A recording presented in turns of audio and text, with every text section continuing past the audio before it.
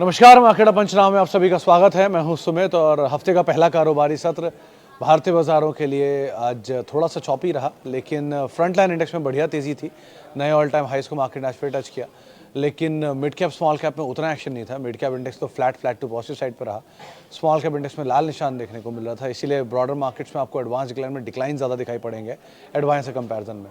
करीब एक शेयर की तेज़ी के सामने सवा दो शेयर ऐसे थे जो कि बिकवाली में कामकाज कर रहे थे, जबकि बाजार नए रिकॉर्ड स्तरों पर था। तो आप इसी से समझ लीजिए कि क्योंकि सेलेक्टिव स्टॉक्स के अंदर अच्छी खरीदारी थी, इसलिए आपको आज तेज़ी दिखाई पड़ रही है, लेकिन अदरवाइज मार्केट्स में ऐसी कोई खास मोमेंटम था नहीं। आज बढ़िया फ्लेवर था पीएसयू में, तो BHEL सबसे बड़ा स्टार बना आज 15% की शानदार तेज़ी एक ऑर्डर की खबर के बीच में। हालांकि कंपनी ने बात क्लेरिफाई कर दी कि कोई ऑर्डर उनको मिला नहीं है, ये ऑर्डर पुराना उन्होंने बिड किया हुआ, जिसकी कोई बोली सब तक आउटकम आया नहीं है, इसलिए वहाँ पर तेज़ी देखने को मिली। इसके अलावा जो बाकी PSU, एनर्जी, इंफ्रा सब में खरीदारी थी। कोल इंडिया, BHEL दोनों आज के स्टार थे, अच्छी तेज़ी वहाँ देखने को मिली। बाकी एनर्जी स्पेस के शेयरों में खरीदारी बनते हुए दिखाई पड़ रही थी। आज फार्मा, बैंकिंग दोनों में खरीदारी थी। F&O के टॉप गेनर्स में टाटा कम्युनिकेशन का नाम था, नया ऑल टाइम हाई 2000 के पार आज टाटा कम्युनिकेशन पहुंचता हुआ दिखाई पड़ा। IT, ऑटो, FMCG, मेटल, ये कुछ ऐसे नाम थे जहां पर प्रेशर बनता हुआ दिखाई पड़ा। लार्ज कैप IT हो, ऑटो हो, FMCG हो, जहां थोड़ा बहुत बिकवाली थी, तो बहुत ज़्यादा कोई फायरवर्क वहाँ पर नहीं था, लेकिन अदरवाइज़ थोड़ा बहुत प्रेशर यहाँ था। रिलायंस पार्टिसिपेट कर रहा था लॉन्ग साइड पर, HDFC बैंक पार्टिसिपेट कर रहा था लॉन्ग साइड पर। सारे हैवी वेट में 2-3 नाम जो बड़े बड़े हैं वो पार्टिसिपेट कर रहे थे, जिसके दम पे इंडेक्स अपने नए हाइस की तरफ पहुंचा। बाकी इवेंट वाइज बड़ा इवेंट में एक वो रिवर्स बिडिंग की खबर थी, इसके बाद पूरी जितनी भी विंड एनर्जी वाली कंपनी की टैरिफ घटाने की बातचीत थी। इस टैरिफ घटने की खबरों के बीच में प्रेशर आता हुआ दिखाई पड़ा। तमाम आइनॉक्स, तमाम KP एनर्जी, सुजलॉन सब में प्रेशर था। इंश्योरेंस की खबरों के बीच में इंश्योरेंस आज पूरे स्पेस में बज़ था। 3-4% के आसपास की बढ़त हमने देखी HDFC लाइफ जैसे स्टॉक में, जहाँ पे बढ़िया अपमूव आता दिखाई पड़ा। लेकिन overall news flow driven, event based driven stock specific stories थी जो मार्केट में कामकाज कर रही थी। और आज भी वो PSU बैंक्स दोबारा तेज़ी के अंदर वापस लौटते हुए दिखाई पड़े। और बाकी फार्मा में सेलेक्टिव बाइंग हो रही थी। आप मतलब छोटे लॉरस लैब जैसे स्टॉक जो थे वहाँ पर कुछ अच्छी तेज़ी बनते हुए दिखाई पड़ रही थी। लेकिन और वो टाटा इन्वेस्टमेंट आज फिर एक नया ऑल टाइम हाई 8,400 रुपये का लेवल उसने अचीव कर लिया। सर्किट था आज भी, तो सर्किट ये स्टॉक चल रहा है। सो इस तरह की तेज़ी टाटा समूह में बनी हुई है। तो Tata investment, Tata communication, TCS पहले चल चुका है। So specific stories Tata group में चली रही हैं, तो ग्रुप लगातार तेज़ी में कामकाज करता हुआ दिखाई पड़ रहा है। चलिए, अच्छा वो IPOs भी आज से खुलने शुरू हो गए हैं। तो आज वो पहला IPO खुला है स्वामी RK स्वामी का। अब बाकी IPOs भी chemical, TG chemical, JG chemical और बाकी कंपनियों के खुलने वाले। मुक्का प्रोटीन को ऑलरेडी खुला हुआ है। सो ये सब एक्शन आज पूरे दिन होता हुआ दिखाई पड़ा है। चलिए, अब कुछ सवाल जवाब का सिलसिला शुरू कर लेते हैं और बातचीत कर लेते हैं कुछ और सवालों को लेकर भी। सबसे पहले जो सवाल मेरे पास आए हैं, पहले उनको ज़रा देखूं कहाँ पे कौन से सवाल आ रहे हैं। ओके, तो सबसे पहला सवाल आया है, सर जी CG पावर को CMP पर SIP के साथ ले सकते हैं छोटी क्वांटिटी में कॉज ऑफ सेमीकंडक्टर, ये कंपनी के आने की न्यूज़ है। And view on Jubilant future. Jubilant as in 3 Jubilant हैं शर्मा साहब। इनग्रेविया पे तो कल ही एक बाय रिपोर्ट आई थी, किसी इन्वेस्टर मीट हुई थी, इस इन्वेस्टर मीट के बाद उनकी तरफ से बाय रिपोर्ट आती हुई दिखाई पड़ी थी, शायद सेंट्रम ने निकाली थी। और रही बात CG पावर की, तो सर CG पावर में आप ले सकते हो SIP में, बट द बेटर साइड पे इसको हेज करना चाहते हो तो ट्यूब ज़्यादा बेटर है। अगर वो CG को आप ले रहे हो आउटराइटली तो tube is the better position. दो CG भी ख़राब नहीं है, बस चला हुआ बहुत है, इसलिए SIP में ठीक है, लेने में कोई दिक्कत नहीं है। आराम से लोगे तो आप ले सकते हो। बट अगर स्टोरी को प्ले करना है तो ट्यूब और CG दोनों ही में ख़राबी नहीं है, बने रह सकते हो उसमें।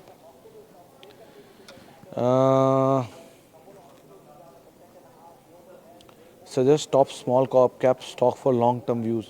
सनी सर, टॉप मतलब top gainer, top market cap, as in what? तो स्मॉल कैप में अभी तो ऐसा कोई ऐसा शेयर है नहीं, और वैसे भी बाजार इतना तेज़ी में स्मॉल कैप ऑलरेडी खींच के ले आया है। सो वैल्यू तो यहाँ लार्ज कैप के अंदर ज़्यादा दिखाई पड़ रही है comparatively mid cap small cap के।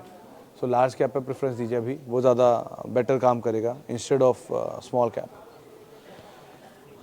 इसके अलावा टाटा पावर शेयर का पी 33 है और अदानी पावर का शेयर का पी 9 है, तो अदानी पावर सस्ता होगा और टाटा पावर महंगा। तो अमित जी आप इसको ऐसे समझो कि एक तो पी आप कौन सी वैल्यू का देख रहे हो, कौन सी ईपीएस का देख रहे हो, FY 23 की जो कि ख़त्म होने वाला है, या FY 24 की जो TTM के तौर पर आएगा। अगर मतलब TTM तो भी यही आ जाएगा, लेकिन अगर फॉरवर्ड लुकिंग आप देख रहे हो तो सो फॉरवर्ड लुकिंग ईपीएस के हिसाब से देखिए वो ज़्यादा बेटर है। दूसरा ईपीएस का साइज़ भी देख लीजिएगा, ऐसा ना हो ना कि क्योंकि इक्विटी का साइज़ छोटा है इसलिए अर्निंग पर शेयर उसकी छोटी उसकी बड़ी हो, तो इसका भी एक अंतर होगा। और अगर ऐसा है, आप जो कह रहे हैं नंबर सही है, तो हाँ obviously Tata power Adani power सस्ता ही होगा, लेकिन एक्सपोनेंशियल प्रॉफिट ग्रोथ आई है अभी हाल फिलहाल में, जिसकी वजह से उसकी अर्निंग एकदम से इतनी बड़ी दिखाई पड़ रही है और पी सस्ता पड़ रहा है। टाटा पावर के केस में वो कंसिस्टेंटली प्रॉफिट मेकिंग कंपनी है और कंसिस्टेंटली प्रॉफिट दे रही है, सो इसलिए उसकी पी आपको शायद थोड़ी महंगे साइड पे दिखाई पड़ रहे हैं। बट एक चीज़ है कि टाटा ग्रुप की सारी कंपनियों की जो पी रहते हैं यूजुअली महंगी साइड पे रहते हैं, बाजार उनको हमेशा तो प्रीमियम देता ही आया है। सो चाहे TCS हो, अभी के लिए टाटा केमिकल सस्ता है, कुछ दिन बाद उसको भी वैल्यू मिली जानी है, नहीं तो कल। सो ये एक बार को हो सकता है, मतलब टाटा इन्वेस्टमेंट और टाटा केमिकल में एक बड़ी इंटरेस्टिंग चीज़ आपको बताता हूँ। टाटा इन्वेस्टमेंट की जो बुक वैल्यू थी 4600 थी, 4800, और शेयर का दाम था 4600 उस समय पर। तो 4600 का शेयर का दाम आज 8400 हो गया, क्योंकि वो इन्वेस्टमेंट वैल्यू से सस्ता था, बुक वैल्यू से। आज टाटा केमिकल का बुक वैल्यू है 900 रुपये करीब, 880-900 रुपये, और शेयर है 1000-1060 रुपये के रेंज में। तो बुक वैल्यू से बहुत दूर वो भी नहीं है, क्योंकि टाटा केमिकल की भी इन्वेस्टमेंट की वैल्यूज़ हैं। टाटा केमिकल भी बहुत सारी कंपनियों में इन्वेस्टमेंट रखता है और टाटा मोटर भी रखता है। सो टाटा इन्वेस्टमेंट की जो इन्वेस्टमेंट है वो करीबन 15,000 करोड़ रुपए के आसपास है ग्रुप की कंपनियों में, और टाटा केमिकल की इन्वेस्टमेंट की वैल्यू 9,500 करोड़ रुपए है ग्रुप की अलग अलग कंपनियों में। सो इन्वेस्टमेंट वैल्यू वहाँ भी है, यहाँ भी है। सो टाटा का ग्रुप वैसे ही थोड़ा सा प्रीमियम कमांड करता है क्रॉस होल्डिंग्स की वजह से और अदरवाइज, लेकिन हाँ अगर ऐसा आप देख रहे हो और FY 24 की EPS में ऐसा बैठ रहा है, तो ऑब्वियसली बात है अदानी पावर ज़्यादा सस्ता दिखाई पड़ेगा आपको। Tata technologies for long term, Prasannajit sir देखो, लॉन्ग टर्म के लिए शेयर की क्वालिटी में तो सवाल नहीं है, प्राइसिंग भी पहले से बहुत कंफर्टेबल हो गई है। आप ऐसे समझो 15 रुपये की EPS थी, और जो लास्ट टाइम पर ये स्टॉक लेकर आए थे तो IPO था 500 रुपये का, तब ये 30-34 के मल्टीपल पे लेके आए थे। फिर ये 1400 पे लिस्ट हुआ, तो 1400 पे आप लगा लो करीब करीब 80-90, 88, 87-88 का मल्टीपल हो गया, उस टाइम पे लिस्ट हुआ। आज 40% करेक्ट हो गया, यानी 30-33% के आसपास का वैल्यूएशन शेड हो गया है। सो अभी भी ये शेयर होगा करीब 50-56 के मल्टीपल के इर्द गिर्द। तो वैल्यूएशन सस्ता तो नहीं हुआ, लेकिन कम महंगा ज़रूर हो गया पहले से। सो अगर EPS 15 ही रहती है, ये मैं एज्यूम करता हूँ अगले फाइनेंशियल ईयर के लिए, सो 700, 750, 800, 850 की रेंज में अगर आता है तो एक बहुत कंफर्टेबल जोन हो जाएगा। बट अब कैच ये है कि 800, 850 फ्लूक में आता है, किसी डिप में आता है, आपको मिलता है नहीं मिलता है। इसलिए अगर आपको एक बड़ी क्वांटिटी के लिए एक्यूमुलेट करना है तो हाँ आप थोड़ा ऐड कर सकते हो। लेकिन अगर आप आउटराइटली नई कैपेसिटी रखते हो तो फिर बात अलग है, फिर तो आप उस समय पर एंटर कर ही सकते हो। 750, 800, 850 का दाम होता है। सो लेकिन थोड़ा स्टैगर वे में जाने के लिए बुराई नहीं है इस सिचुएशन में ऐड करने में। कहाँ गया सवाल? Sumit sir please take you beyond DV slab and Asian paint, can I take fresh entry in Asian Paints over Grasim? मेरे ख्याल से अनिल जी ले सकते हो, मतलब Asian paint and DVs both are in a comfortable zone and a comfortable companies to go for. बस ये है कि एशियन पेंट थोड़ा लंबे कंसोलिडेशन में रहेगा, जो DVs भी रह सकता है। होता है ना, एक बहुत बड़ी तेज़ी के बाद बहुत लंबे समय के लिए कोई चीज़ कंसोलिडेशन में जाती है। सो बहुत बड़ी तेज़ी हमने देखी है HDFC बैंक में, बहुत बड़ी तेज़ी हमने देखी है बजाज फिनेंस में, एशियन पेंट में। तो ये कंसोलिडेशन में है, लंबे समय के लिए रहेंगे ऐसे ही। लेकिन इनकी क्वालिटी में कोई सवाल नहीं उठ गया कि ऐसा नहीं कि कंपनियां ख़राब हो गई हैं। सो अगर आप आउटराइटली लेने में इच्छुक हो तो भी जा सकते हो, बड़ी बड़ी क्वांटिटीज़ में भी एंटर कर सकते हो, प्लस यहाँ पे थोड़ा SIP करके जाना चाहते हो तो भी कोई दिक्कत नहीं है। सो दोनों कंपनियाँ अच्छी हैं, विकल्प अच्छे हैं और सेक्टर भी दोनों बेटर है। पर ठीक है, थोड़ा बुरा दौर है अभी, तो उसमें कंसोलिडेशन में चल रहा है, एंटर कर जाना उसके हिसाब से। If we add Sharda Motor and Newgen Tech at this time, Sharda Motor would be a preferable bet उसके कंपैरिजन में, न्यूजन के कंपैरिजन में। न्यूजन बहुत चला है सर, 2-3 क्वार्टर के नंबर में बहुत बढ़िया चला है। So Sharda Motor would be a preferable bet comparatively. Roshan ji का सवाल है, सर गाबा सर के सजेशन से मैंने पीएनबी लिया, ट्रेंट लिया, 6 शेयर लिए हुए हैं और काफ़ी दिनों में एक ही रेंज में घूम रहा है, कब तक ऊपर जा सकता है लॉन्ग टर्म के लिए हुए? तो रोशन जी, पहली राय, आप जब गाबा जी को सुनते हो, गाबा जी को फॉलो करते हो, तो गाबा जी की ही राय फॉलो करो। ए को सुन के बी का सजेशन नहीं लिया जाता, या होम्योपैथी की दवाई लेकर एलोपैथी से इलाज नहीं किया जाता। वो टेक्निकली आंकते हैं बाज़ार को, उनको सिर्फ चार्ट देखते हैं, वो चार्ट के हिसाब से काम करते हैं। Support, resistance, volume, what ever things, EMA, DMAs and everything, वो उनके लिए, और उनका एक्सपीरियंस भी है, अपने आप बहुत बड़ी चीज़ है। सो उनको अगर आप फॉलो करते हो तो उनकी ही राय पर रखो। मेरे पास सिर्फ डेटा होता है, मैं कोई राय नहीं रख सकता किसी स्टॉक को लेकर। मैं सिर्फ आपको एक सजेस्टिव डेटा दे सकता हूँ उससे रिलेटेड। कंपनियाँ दोनों बहुत अच्छी हैं और दोनों में बुराई नहीं है होल्ड करने में सो फार, बट अब वो चल नहीं रहा, क्यों चल रहा है, या रेंज में है, सपोर्ट टूट गया, टारगेट हिट हो गया, ये सब आप गाबा जी से पूछो, वही आपको ज़्यादा बेटर राय दे पाएंगे। और मतलब he is very good in whatever he do. So उनका तो कोई मुकाबला वैसे ही नहीं है, बट ठीक है, आपने टेक्निकल्स देख के बाज़ार में अगर पैसा डाला तो टेक्निकल्स को ही फॉलो करो, फंडामेंटल फिर नहीं है आप, क्योंकि आप ट्रेडर हो और BTST देखते होंगे, तो लॉन्ग टर्म व्यू नहीं होगा ना आपका। फिर उस हिसाब से आप, क्वालिटी अच्छी है, लॉन्ग टर्म होल्ड करने में दिक्कत नहीं है, लेकिन अगर आप शॉर्ट टर्म पढ़ रहे हो तो Gaba ji is call is the best call. Okay जी, आगे बढ़ते हैं और वापस आते हैं कुछ और सवालों के ऊपर। कहाँ गए जी सवाल सारे? Sir, if I want to add Apollo hospital, what is the stop loss for Apollo hospital? तो सौमिली जी, अपोलो हॉस्पिटल के लिए स्टॉप लॉस तो बहुत नीचे आएगा, 3300 रुपये होता है कहीं स्टॉप लॉस, लेकिन वो आप फॉलो करोगे नहीं। बट किस ड्यूरेशन के लिए ऐड कर रहे हो उस पर भी डिपेंड करता है। अगर आप लॉन्ग टर्म ड्यूरेशन को देख के चल रहे हो तो आप थोड़ा थोड़ा ऐड करते चलो फॉल्स में, और अगर आप शॉर्ट टर्म ड्यूरेशन में जा रहे हो तो 3300, 3800 ये आपके स्टॉप लॉस होंगे, इनको आप फॉलो कर सकते हो एटलीस्ट। हैं डीप सबके सब, लेकिन क्योंकि शेयर भी बड़ा है, गिरावट भी तेज़ आ रही है, सो स्टॉप लॉस ट्रिगर होता है नहीं होता उस समय पर जैसे डिपेंड करता है, बट एज ऑफ नाउ तो यही स्टॉप लॉस में दिखाई पड़ रहा है। शारदा मोटर बातचीत हो चुकी, कांगे जी सवाल। ओके जी, कुछ और सवाल कुछ और माध्यमों से जो आ रहे हैं उनको भी देख लेते ज़रा। Shashank Shekhar sir, Infosys 1300, what is your outlook for next 3-4-5 years since all IT companies hit it's new high, it hasn't done yet? तो शशांक जी कर जाएगा, आज नहीं किया तो कल कर जाएगा। देखो, आपने इन्फोसिस लिया, इन्फोसिस की मैनेजमेंट ने, बोर्ड ने खुद ये फैसला करके एक 1850 रुपये का बायबैक प्राइस तय किया। यानी कि इन्फोसिस की मैनेजमेंट से ज़्यादा तो मैं भी नहीं जानता, आप जानते हो तो पता नहीं, मैं तो नहीं जानता। अगर उनके बोर्ड ने अप्रूवल दिया है कि बायबैक हम 1850 रुपये पे करेंगे, तो कुछ सोच के ही किया होगा ना। इनको जो भी एडवाइजर्स होंगे, बैंकर्स होंगे, कि इवैल्यूएट करके वैल्यू निकाली होगी। और वो बायबैक प्राइस से नीचे भी इन्फोसिस घूम रहा है, आज नहीं तो कल उसको हिट कर ही लेगा। वो खुद इवैल्यूएट कर रहे हैं अपनी बेटर वैल्यू, तो आप भी कर लो, आप भी बने रहो, क्या दिक्कत है। और ऐसा भी वैसे भी कोई ख़राब कंपनी में नहीं बने हो, सेकंड बेस्ट IT कंपनी के अंदर बने हुए हो। आपको लग रहा है कि नहीं वापस नीचे आ जाएगा तो और ऐड कर लेना, आपको लग रहा है नहीं जी मेरे को प्रॉफिट नहीं देना अपना, तो थोड़ा कैपिटल निकाल लो। सब तरीके के ऑप्शंस मार्केट में अवेलेबल हैं, अब आप चूज़ क्या करते हो आप पे डिपेंड करता है, but as of now company कोई ख़राब ही नहीं है और नया हाई हिट कर जाएगा। ये अभी नहीं कर, अगले क्वार्टर में कर जाएगा। दीज काइंड ऑफ असेट्स अच्छे असेट्स हैं, इनको आपको होल्ड करने में इशू आ रहा है। तो जितने सारे नए IPOs, जितने सारे छोटे छोटे नाम जिनके नाम किसी ने सुने नहीं, वो नाम जो लोग लेके बैठे हैं उनके बारे में सोचो। जिनको दोस्त बोल जाते हैं कि ये 3 गुना हो जाएगा, 5 गुना हो जाएगा, 8 गुना हो जाएगा, वो इस तरह के कितने नाम आप लोग लेके बैठे होंगे, आप बहुत लोग लेके बैठते हैं। सो जब उनमें इतनी घबराहट नहीं होती तो इसमें कहाँ घबरा रहे हैं, आराम से बैठिए। It's a class asset to own.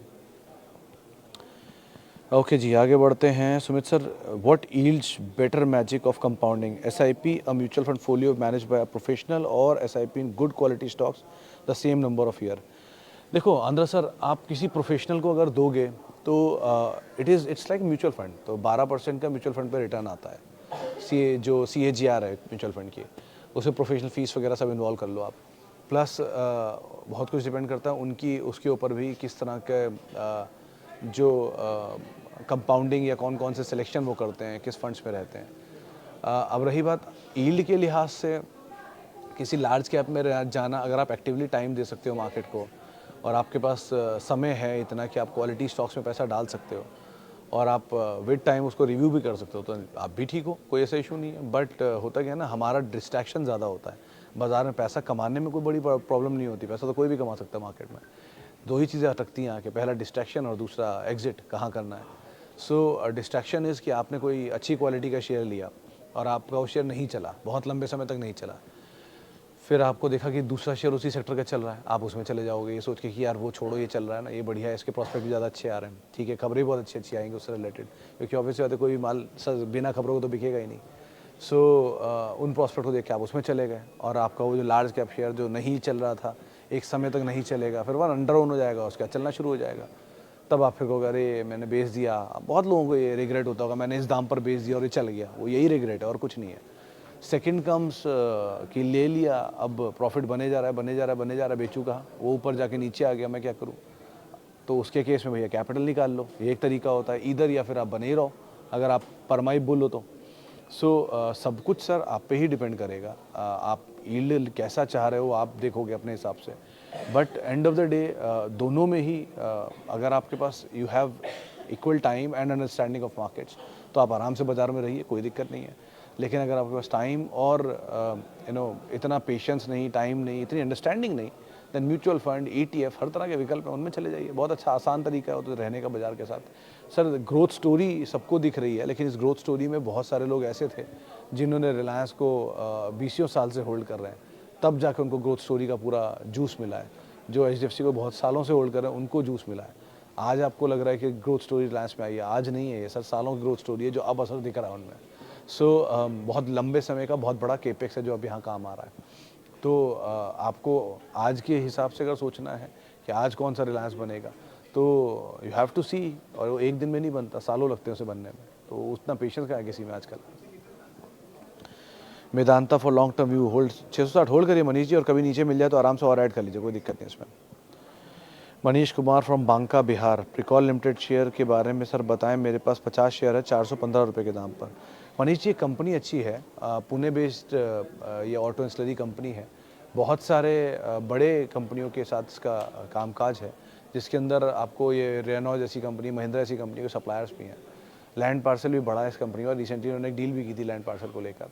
तो कंपनी अच्छी है और ऑटो इंसलरी बहुत, ये भी उसी तरह का सेक्टर है जो बहुत समय से अंडर ओन्ड है और PSU की तरह ये भी चला नहीं है कभी, तो चलेगा तो चलना तो अच्छा चाहिए। कंपनी ठीक है, पुरानी कंपनी है, आप आराम से इसको होल्ड भी कर सकते हो, और विद टाइम नंबर्स को नज़र रखना, कैसे कैसे नंबर आते हैं उसके हिसाब से आप कॉल लेना, लेकिन एज ऑफ नाउ आप इसे बने रह सकते हो।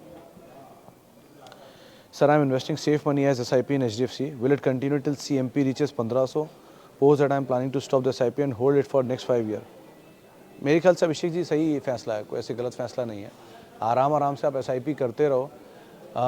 देखो SIP करके अगर किसी लार्ज कैप को आपने बहुत बड़ी क्वांटिटी में इकट्ठा कर भी लिया और वो नहीं भी चलता है, से फॉर एग्जांपल, तो भी आप ऑप्शन में उसी कॉले बेच बेच के पैसा बना लोगे, क्योंकि वो तरीका भी बहुत बुरा नहीं होता। आपके पास डिलीवरी पड़ी हुई है शेयरों की, दूर के प्रीमियम के खाने के लिए आप कॉले बेच सकते हो। सो ये भी एक तरीका है जो यूजुअली बड़े बड़े फंड मैनेजर्स करते हैं, लेकिन वो बहुत कॉम्प्लेक्स तरीका है, उसमें भी मत पड़ो। सिंपल है कि आप होल्डिंग खरीदो, इकट्ठी करो, कुछ टाइम बाद डिविडेंड देगी ना, कंपनी डिविडेंड पेइंग बैंक है और छोटा मोटा बैंक नहीं है देश का, इनफैक्ट दुनिया के 3 सबसे बड़े बैंकों में इसका नाम आने वाला है। सो वैल्यू ये मिलती है कि नहीं मिलती है, अगर इंडिया की ग्रोथ स्टोरी चलेगी, जिसको आप सब मानते हैं कि इंडिया ग्रोथ स्टोरी बढ़िया है, इंटैक्ट है, तो वो ग्रोथ स्टोरी बिना बैंक के पूरी नहीं हो सकती।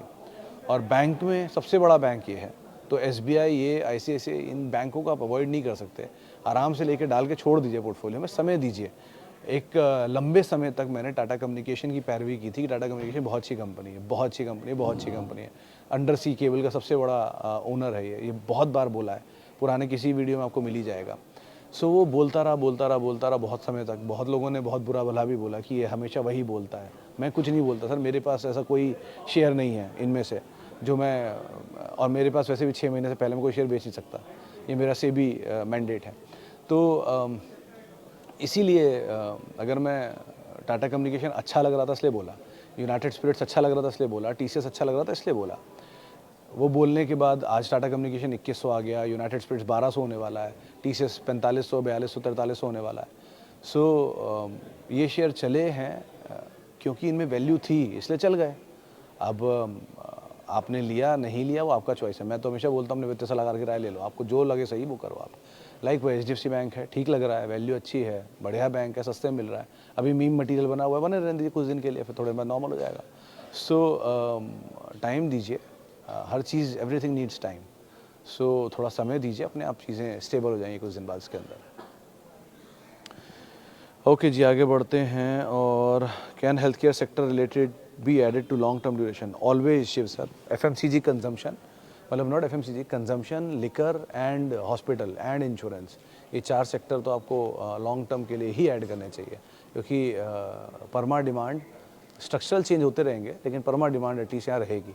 सो वो पार्ट और बहुत अंडर पेनिट्रेटेड है, हॉस्पिटल्स भी और इंश्योरेंस भी और कंजम्पशन। हम हैं ही 150 करोड़ की आबादी के लोग, तो कंजम्पशन तो रहेगा ही। सो इस तरह की चीज़ों को आप हमेशा फोकस करके चल सकते हो। Hi Sumit sir, HLE glass code by at CMP for 5 to 6 years, want to give 8 से 10% weightage of portfolio. Durgesh sir, मतलब इतना मैंने पढ़ा नहीं इस कंपनी के बारे में कि मैं आपके 8 से 10% वेटेज के ऊपर बोल पाऊँ, लेकिन सो फार ये मिड कैप रिलेटेड स्टॉक है और हाल फिलहाल की तेज़ी में चले हुए शेयरों में भी इसका नाम आता है, तो ज़रा देख संभल के ही कॉल लेना। लेकिन ये 7 से 8% देने वाला है या 8 से 10% देने वाला है, वो मुझे एक बार देखना पड़ेगा और उसके बाद ही मैं इस पर ज़्यादा अच्छी टिप्पणी कर पाऊँगा, अभी तो नहीं कर पाऊँगा एटलीस्ट। ओके,